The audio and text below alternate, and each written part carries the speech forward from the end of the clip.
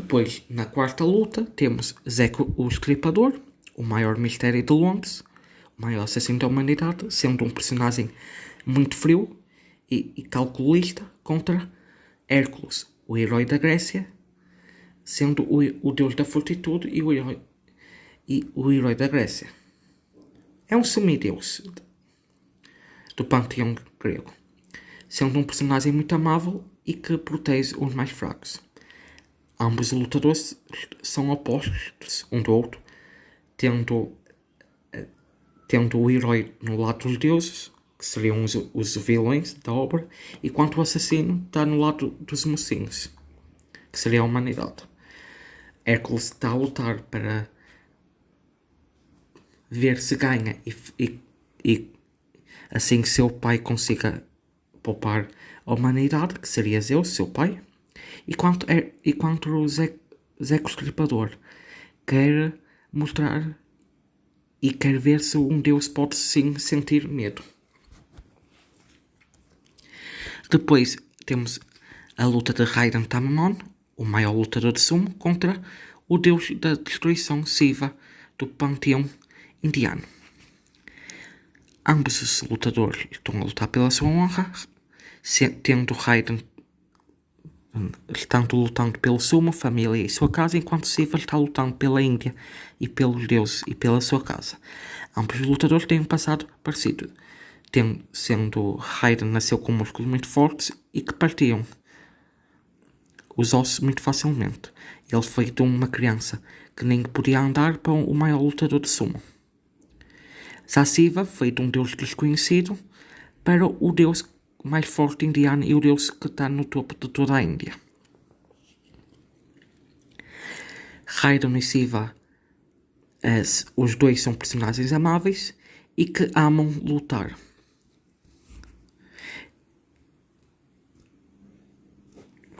Depois temos a única luta de um deus contra Deus, que é Buda, o deus da iluminação e do budismo, contra Zero Foco, que é o deus da miséria e do azar. Nessa luta, Buda trai os deuses e está lutando pela humanidade, visto que o mesmo era humano antes e quer proteger a humanidade, enquanto Zero Foco quer executar Buda pela sua traição aos deuses e pelo que ele fez no passado. Zero Foco no mangá é tratado como uma criança, visto que o mesmo é uma criança ou um adolescente durante a luta. Já Buda é um personagem muito amável e carismático, já que ele até faz piadas e brinca enquanto luta. Buda era um humano que tinha tudo, mas quando seu irmão morreu, ele percebeu que o irmão tinha tudo, mas nunca aproveitou a vida e nunca explorou o mundo. Assim, o mesmo foi explorar o mundo, alcançando a iluminação e ajudando os outros. Enquanto Zero Foco era um deus simpático, uma criança que ajudava os humanos, mas em troca os danos e doenças passavam ao mesmo. Depois de anos, os dois se encontraram enquanto Buda ainda era um humano. Zero Foco viu todos os pecados da humanidade na primeira vila quando ele voltou para lá depois de anos. Já que ninguém se importava com ele, nem se importou de ter-se salvado. E ele não percebia como Buda conseguiu fazer o que ele não conseguiu, mesmo sendo um humano. Ganhando raiva de Buda. Depois, Zero Foco dividiu-se nos 7 deuses da sorte, sendo um Bisamontra, e que o próprio Zero Foco substitui do Ragnarok, visto que os 7 deuses da sorte fazem a fusão,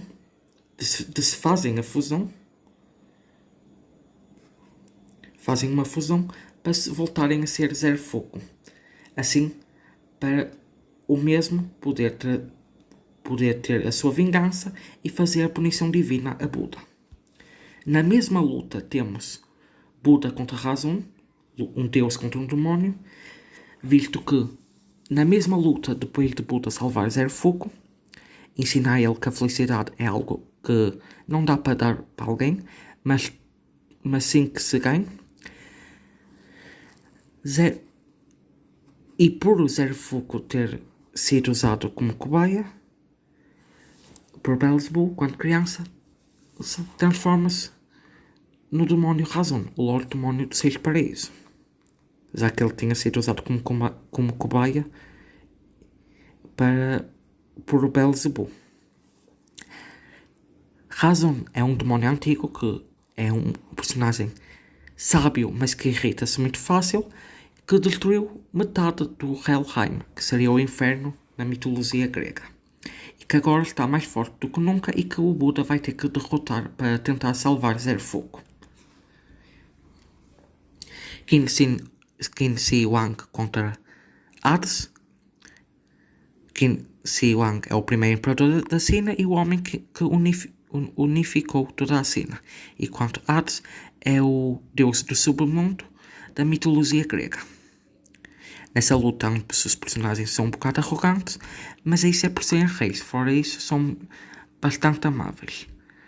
Nessa luta, ambos os lutadores estão lutando para cumprir uma promessa, sendo que Qin Shi Huang prometeu à sua mãe ser o melhor rei, e o último pilar para ele concluir essa promessa é enfrentar o imperador do submundo.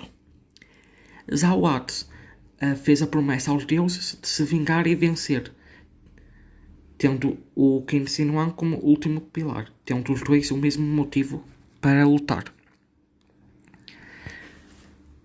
Na penúltima luta do Ragnarok temos Nikola Tesla, o maior cientista da humanidade e o homem que iluminou o mundo todo. Beelzebub. No outro lado dos deuses temos Beelzebub, que seria o pecado da gula, e o Senhor das Moscas, sendo da mitologia cristã.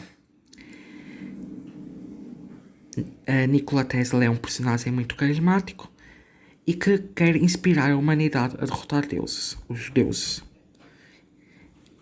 Ele está nessa luta para provar a todos que a humanidade com a ciência pode sim igualar com os deuses.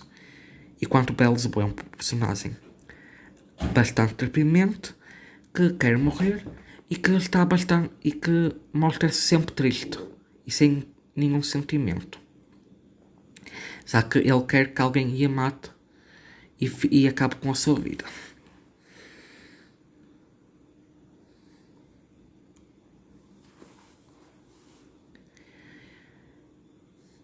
Na última luta até o momento, temos Rei Leónidas, o rei de Esparta, contra Apolo, o deus grego do sol, da harpa e do boxe. Nessa luta, Leónidas quer vingança, já que Apolo amaldiçoou Esparta por ter entrado em guerra numa época de festa para o próprio deus Apolo. Já o deus Apolo está a lutar para representar os deuses gregos. Ambos os personagens são guerreiros, tanto Leónidas por ser rei de Esparta e ter ido em várias batalhas e guerras, enquanto Apolo é também guerreiro, mas é mais por determinação, visto que o deus era um deus desconhecido, do mais baixo escalão e que treinou e batalhou muito para chegar ao posto que está hoje em dia, sendo um dos deuses mais conhecidos da Grécia. Leónidas é um personagem bastante boca suja, visto que o mesmo diz bastante palavrões, e que tem um ódio enorme por Apolo. Já Apolo é um personagem bastante arrogante, mas não tanto como Poseidon, visto que o próprio Apolo foi de um posto baixo e teve que treinar e lutar para chegar ao posto que está hoje em dia. Apolo é um personagem que se importa muito com a beleza das pessoas e dos objetos, tanto o interior como o exterior. Para acabar, gostaria de dizer alguns factos interessantes, que até agora existe apenas 9 lutas, sendo que a 10ª luta está começando agora no mangá e que no total vai ter 13 lutas.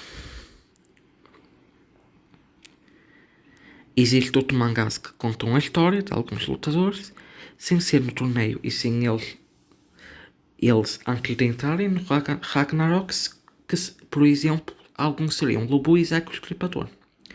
Gostaria de dizer que a lista do início que eu mostrei do início dos lutadores pode ser mudada, visto que aquilo foi no início da obra. E pode ter acontecimentos no meio do mangá que mudam, fazem mudar a lista.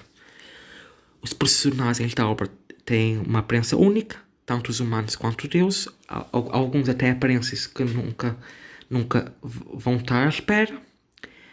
Gostaria também de dizer que há 3 deuses na obra que realmente não existam, sendo Zerfuku, o deus da miséria e azar, o Razum, o Lorde Demónio do Sexto Paraíso, e por último, Adamas, que seria o irmão de Poseidon, Hades e Zeus, sendo o deus da morte. Também gostaria de dizer que há personagens secundários famosos, como Afrodite, Ares e Hermes, 3 deuses da mitologia grega, entre outros deuses. E no lado dos humanos há personagens bastante famosas e históricas, sendo Sherlock Holmes, Thomas Edison e William Shakespeare algumas delas. O último facto interessante que gostaria de dizer é que essa é uma obra bastante boa para uma pessoa que gosta de mitologia, se gostarem tanto de mitologia como eu, e que o livro vai ser reescrito, ou seja, vai ser feito do zero por um grupo famoso, acho que indiano, que costuma refazer e começar do zero a fazer outros mangás.